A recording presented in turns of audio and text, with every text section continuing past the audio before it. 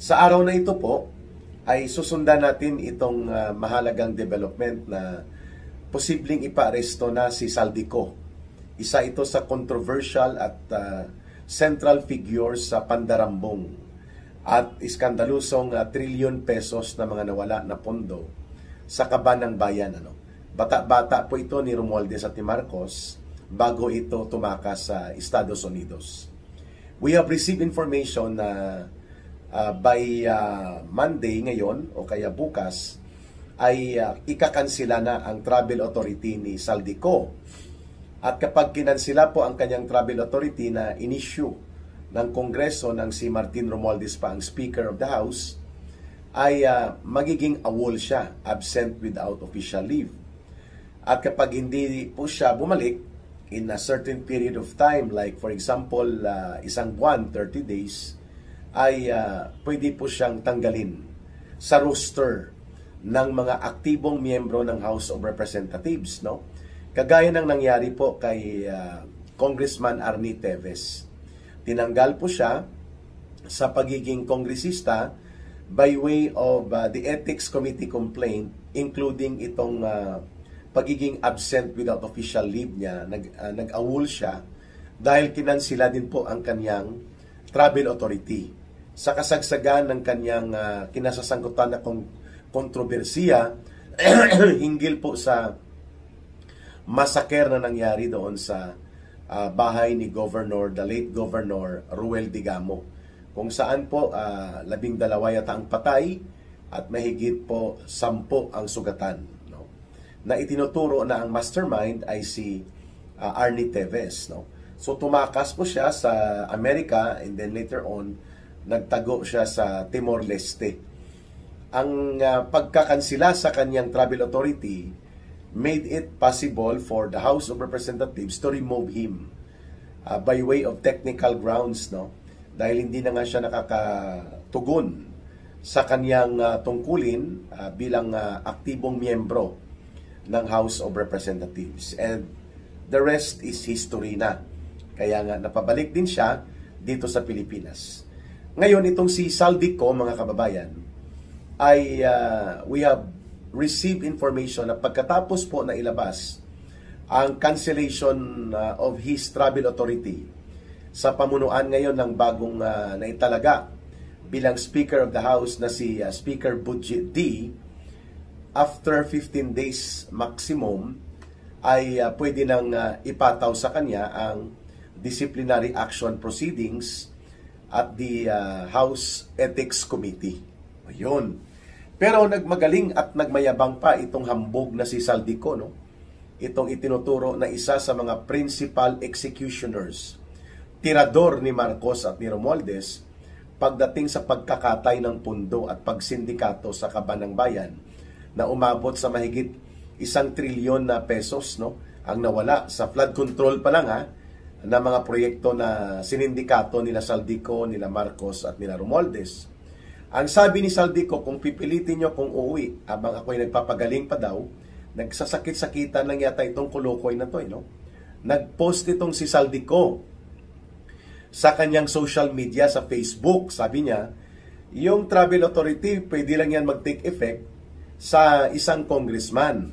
So kung i-cancel nyo yan at ako ay mag-resign bilang congressman, paano nyo ako mapapauwi? Nakalimutan niya na pwede siyang ipaaresto ng gobyerno ng Pilipinas. Iyan ay kung seryoso at may bayag at paninindigan si Marcos by way of coordinating sa Interpol at pati na rin po sa authorities ng Estados Unidos, including ang Federal Bureau of Investigation.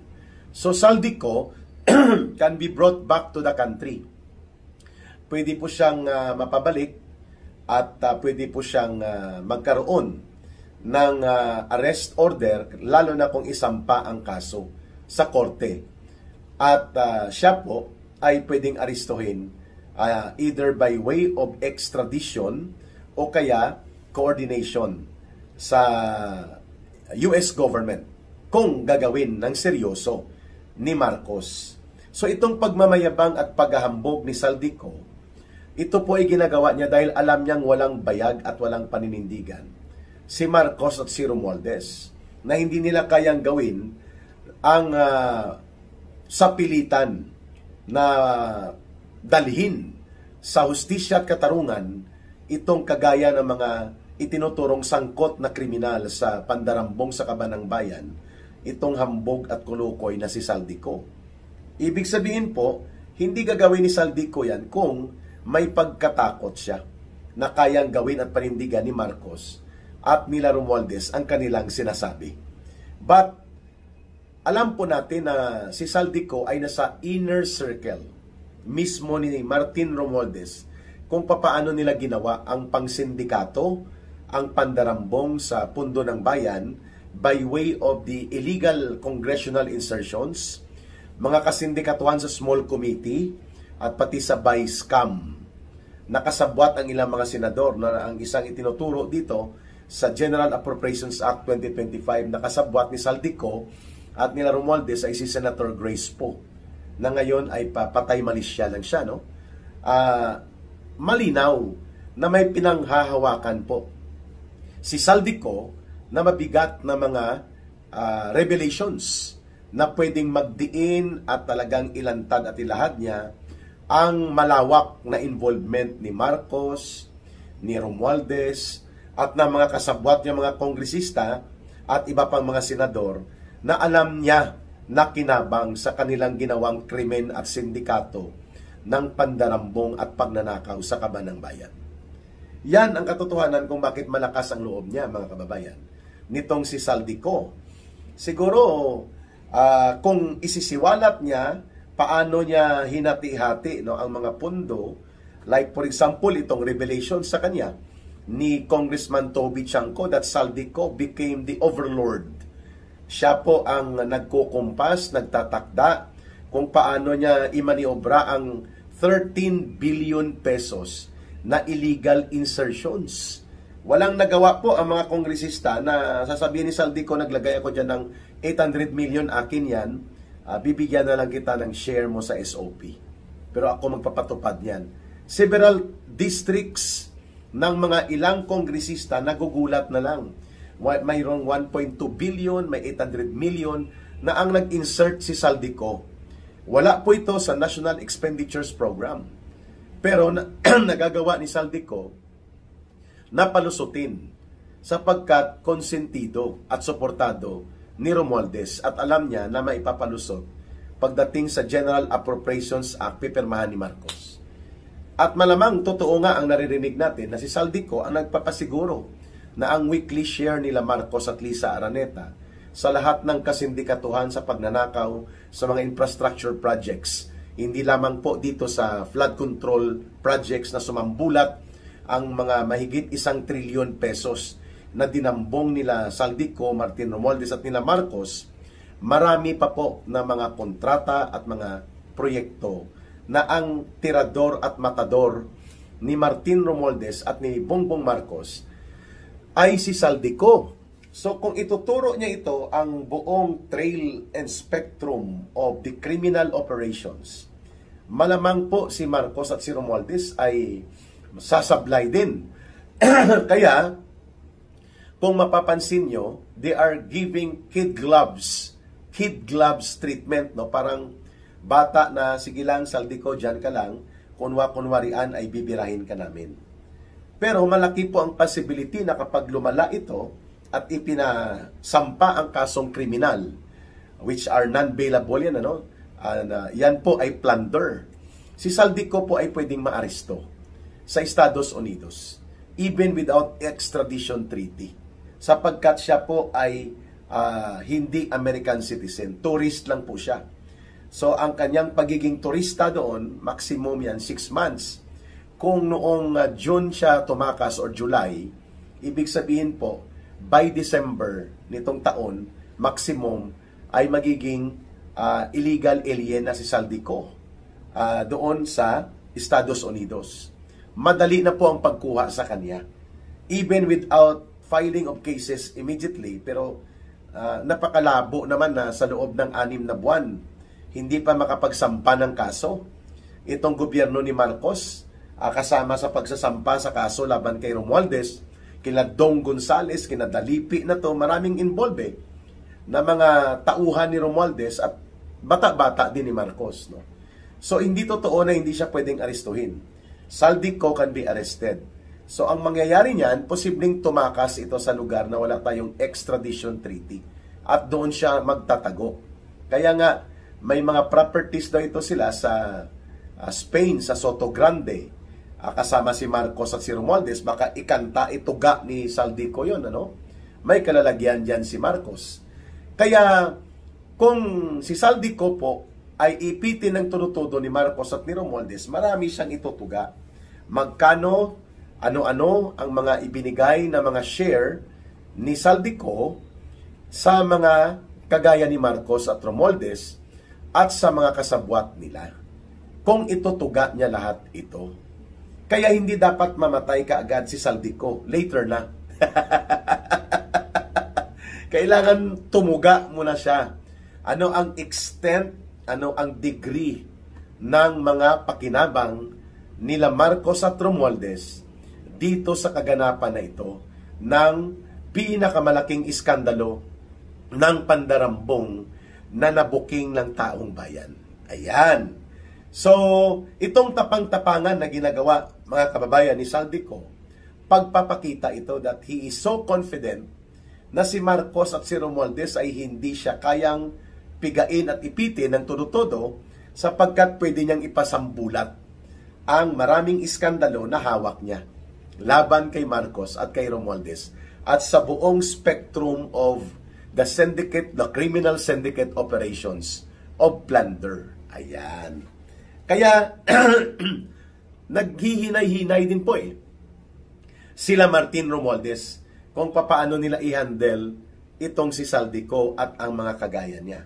Ngayon, todo depensa itong sila Janet Dingbaksha Queen Garin, itong sila Puno, no? Si Rico Puno. Ay, hindi, singer pala yun si Rico Puno. Itong si Puno na nung first name ng Kolokoy na to, tumanda na lang ito sa politika, walang pinagkatandaan sa pagkatao niya, representing Antipolo City, itong si Puno, no? At pati itong mga alipores ni Martin Romualdez, todo depensa na inosente daw at wala daw pananagutan at hindi involved si Romualdez, no? Sa mga naganap na ito. Parang kapareho lang din sa mga komunistang terorista na ang inatake nila si Sara Duterte at si Digong Duterte. Pero hindi nila inaatake si Marcos at si Romualdez sa mga parali-rali at parayot-rayot nila. Ganon din ito ang grupo ni Boy Ngiwi at ni Hontiveros na akbayan. Ayaw nila na si Marcos ay mag-resign o kaya tuligsain sila ni Romualdez sapagkat si Sara Duterte daw ang makikinabang. Ano ngayon? Yan ang nakalagay sa saligang batas. That the Vice President can be the successor and must be the successor to the President. Kapag ang Presidente ay nag-resign, namatay, lumaya sa poder. So, itong mga grupong ito kahapon ay niloko at nilinlang nila ang mga mamamayan. Pero hindi po sila nagtagumpay sapagkat alam na at tanggap na ng taong bayan ang katotohanan na ang punong kriminal bilang mastermind sa pagkakaroon nitong scandal of the century na pandarambong at pagnanakaw sa kaban ng bayan ay hindi lamang sila Saldico at mga contractors at mga taga-DPWH na mga sindikato at kriminal ang involved. Si Marcos mismo at si Romualdez. Kaya no amount of cover-up, no amount of deception, of pretending to have riot, attacking Malacanang, kunwari, ang makakapigil, pati itong pamisa-misa ng simbahan katolika, ang kanilang mga diskarte na ang tuligsain natin ang korupsyon lang, ang kultura ng korupsyon. Huwag tayong sumigaw ng Marcos resign. Huwag tayong sumigaw ng singilin, papanagutin si Marcos at Romualdez. Di mga kulukoy, sapagkat how can you have the position of accountability demand if you cannot identify sino ang may pananagutan? Di po ba? So, malinaw na pinunduhan sila ni Marcos at nila Romualdez para magkaroon ng kaguluhan, kalituhan sa pangpolitikang kalagayan ng ating bansa. At we have received information aside na pwedeng aristuhin si Saldico at gamitin ito laban sa kanya, ngunit nagdadahan-dahan at naghihinay-hinay si Marcos at Romualdez sapagkat baka ituga at isiwalat at ibunyag ni Saldico ang lahat-lahat. Si Martin Romualdez ngayon ay paalis na rin pala ng bansa. At wala na po ang kanyang mga paper trail, nililinis na nila. Ang mga malamang sa foreign offshore accounts na ito lahat. Kasi mahirap po habulin at i-freeze order ang mga foreign offshore accounts, no? Ibig sabihin doon mo diniposito sa Switzerland o kaya sa Germany, sa Belgium, mga bansa na mahirap ka magkaroon kaagad ng cooperation for investigation and prosecution on crimes involving financial and economic sabotage. So, sa Europe po ang atras ng mga accounts nila kasi pag sa Estados Unidos, mahihirapan po sila. Pwede ito magkaroon ng freeze order, kagaya ng nangyari sa mga nakaw na kayamanan ng pamilya Marcoses. Okay? So, we have verified information na pati ang asawa ni Martin Romualdez na si Yeda Romualdez ay magre-resign na rin daw po bilang Committee on Accounts chairperson sapagkat dyan dumadaan po ang mga pera. Parang treasurer in-house ang posisyon ng chairperson Committee on Accounts. Dyan po ang mga rilisal. Every month may tag 1 million allowance. Every now and then pwede kang kumuha ng cash advance. Dyan ka dumadaan kay Yeda Romualdez. Asawa po yan ni Martin Romualdez, no? At pinalusot niyang makaupo maliban sa anak niya. So, may plano na tumakas at lumayas sila, pati ang kanyang anak posible mag-leave na rin of absence at mukhang magtatago na sa Europa. At mayroon po silang 2 villa according to reliable information. Mga villa, malalaking mansyon ito doon sa Soto Grande sa Spain. Ang bawat isa, pati si Marcos mayroon din doon at si Lisa, nagkakahalaga on the average ng mga hindi po bababa sa mga $5 million. So kung $5 million to $10 million, that's almost between 300 million pesos to 500 million pesos. Yan po ang halaga ng villa nila, no? Nila Martin Romualdez according to reliable information na nakukuha ni Ka Eric. So ang pagtakas na ito nila Martin Romualdez ng asawa niya na si Yeda at ng kanilang anak din na nasa party list pa ay pagpapakita ito na talagang gusto nilang iwasan ang kanilang kriminal na pananagutan sa pagkakaroon nitong pagsambulat ng iskandalo ng pandarambong at korupsyon na walang ibang nagmaniobra at nagmastermind nito. Si Martin Romualdez at si Marcos at ang kanilang berdugo at executioner sa katayan ng pondo at mga iligal na pagmaniobra sa loob ng budget, itong kagaya nila Saldico, nila Dong Gonzales, na ngayon ay nagtatago na rin mga kababayan. Kaya hindi natin makukuha ang hustisya at ang pananagutan at pagpaparusa at pagbawi ng mga ninakaw nila na kayamanan nila Saldico, Dong Gonzales, Martin Romualdez at nila Marcos hanggang nandyan pa si Marcos sa poder. Sapagkat gagamitin niya ang kanyang pundo, kapangyarihan at kayamanan at puwersa, pati po ang Armed Forces of the Philippines at Philippine National Police para pagtakpan ang kanyang criminal trails of the real involvement as a mastermind and orchestrator sa pagbabalik ng pandarambong. Walang iba kundi si Marcos. Hanggat nasa poder at kapangyarihan sila, ay hindi po natin maipapatupad ang pag-file ng kaso at pagpaparusa sa kanila, pagpapakulong, at pati na po ang pagbawi ng mga ninakaw nilang kayamanan. We cannot start the initiation of justice and the initiation of reforms upang maging matino at maayos ang ating gobyerno at mawala ang mga sakim, gahaman at ganid ng mga magnanakaw sa Kongreso, sa buong gobyerno, pababa po ang mga sindikato ng mga kontraktor na ito, baliwala po ang lahat ng ito ng ating paghihirap sa mga rally at mga paninindigan na ito kung hindi po tayo magtatagumpay na mapapalayas sa poder at kapangyarihan bilang presidente itong si Marcos. Pero ang maganda po sa nangyayari ngayon, hindi na mapipigilan at mababawi pa ni Marcos ang katotohanan na alam at tanggap ng tao ngayon ang katotohanan na ang punong arkitekto at ang may sentral na pananagutan sa krimen ng pandarambong at pagnanakaw itong kagaya ng mahigit 1 trilyon pesos na mga dinambong at ninakaw sa pundo ng bayan, dyan po sa mga flood control projects and many more will be exposed in the days to come. Tanggap na po at alam ng taong bayan na si Marcos ang dapat singilin at sila Romualdez. And then the rest, mga tauhan lang nila ito. Hahabulin natin sila. At matter of time, itong mga pagkukunwa-kunwari ang rally na ginagawa ng mga komunistang terorista, ng mga hilaw na komunista ni Ontiveros, itong mga sumbi ni Laila de Lima, at ang simbahan katolika at mga grupong nalilito at naililigaw nila na huwag sumigaw at manindigan upang singilin ang kriminal na pananagutan ni Marcos at Romualdez. Matter of time lang po yan. Lalamunin sila ng taong bayan.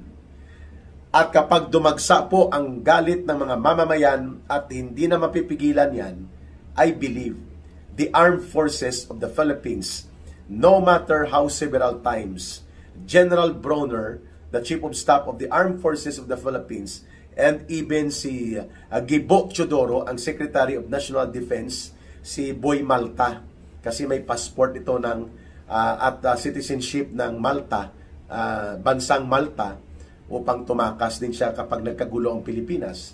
Itong si Gibo Teodoro at si General Bronner, they cannot prevent the organization and leaders na matitino ng Armed Forces of the Philippines upang manawagan ng withdrawal of support from Marcos. Should there will be a time na ang antas at lawak ng pagkilos ng mga mamamayan sa mapayapang pamamaraan ngunit tuloy-tuloy na mananawagan sa pagpapalaya sa poder kay Marcos, hindi na po yan mapipigilan ni General Bronner at pati ni Gibo Teodoro at nila John Vic Rimulya, nila Boying Rimulya. They cannot prevent that anymore.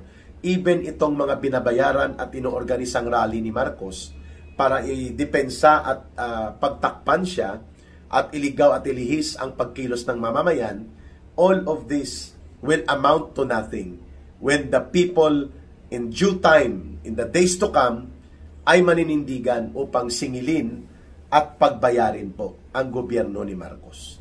So, dapat po, kung gusto niya mag-survive at gusto niyang bawiin pa ang pagtitiwala ng mamamayan, gawin niya na ang pagpapaaresto kay Saldico. Gawin niya na rin ang pagpapaimbestiga at pagfile ng kaso sa kanila kasama si Martin Romualdez.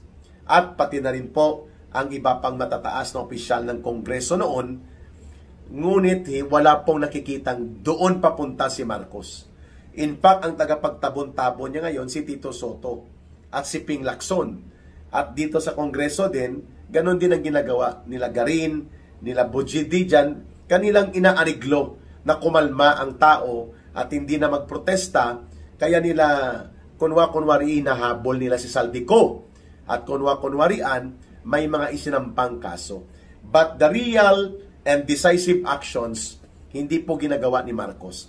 Kagaya po ng pag-utos sa Department of Justice, sa Anti-Money Laundering Council, sa National Bureau of Investigation, at pati na sa National Intelligence Coordinating Agency na isampa na ang kaso laban kay Martin Romualdez, kay Dalipi, kay Dong Gonzales, dito kay Saldico, at pati kay Bunuan at iba pang involved. Mga sapsap at mga butete lang po ang hinahabol ngayon nila Marcos, sapagkat babalik at babalik sa kanya ang pananagutan. Walang ibang mananagot nito kundi si Marcos.